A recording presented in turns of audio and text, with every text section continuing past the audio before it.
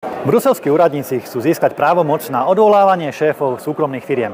Počúvajte, čo sa dnes schválilo tu v Bruseli v Europarlamente.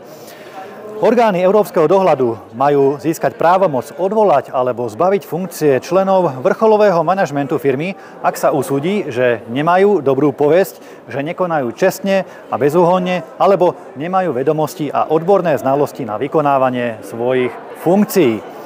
V prípade, ak vo firme neexistuje riadiaca funkcia, tak tento orgán dohľadu by im mal mať možnosť pozastaviť licenciu na výkon činnosti, ak sa usúdi, že nemajú dobrú povesť. Táto šialenosť je súčasťou balíčka absolútne nezmyselných a zvrátených návrhov, ktoré sa progresívci a liberáli pokúšajú v Európskej únii na poslednú chvíľu tesne pred eurovoľbami schváliť.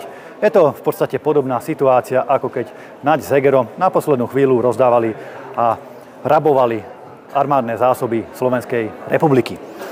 Teraz sa teda schvaľujú takéto nezmysly a konkrétne tento nezmysel, ktorý som čítal, je súčasťou mechanizmu alebo nariadenia o mechanizme na predchádzanie využívania finančného systému na účely prania špinavých peňazí alebo financovania terorizmu. Dnes sa to schválilo relatívne veľkou väčšinou na výbore, ktorého som členom, a v rámci tohto uznesenia sa pod zámienkou boja proti praniu špinavých peňazí a financovaniu terorizmu ide zriaďovať nový úrad na boj proti praniu špinavých peňazí na úrovni veľkej Európskej únie. Ako by nestačilo, že tu máme Európsku prokuratúru, OLAF, Europol, Eurojust, ale ešte chcú vytvoriť aj ďalšiu zbytočnú agentúru, ktorá na toto bude dohliadať. Táto nová agentúra má mať právomoc zastaviť napríklad aj finančnú transakciu, ktorú bude považovať za podozrivú. Manažérom a prevádzkovateľom firiem v niektorých odvetviach, napríklad v herniach a zmenárniach, majú právomoc prikázať školenia o praní špinavých peňazí. Títo majitelia a prevádzkovateľia budú musieť takisto spĺňať tú podmienku dobrej povesti. Samozrejme, dobrá povesť sa má týkať len Európanov. Pri migrantoch to má byť presne naopak, pretože súčasťou tohto plánu je, aby členské štáty zabezpečili, aby úverové inštitúcie mali povinnosť vytvoriť účet aj osobám, a teraz citujem, bez trvalého pobytu, žiadateľom o azyl a fyzickým osobám, ktorým nebolo udelené povolenie na pobyt, ale ktorých vyhostenie nie je možné.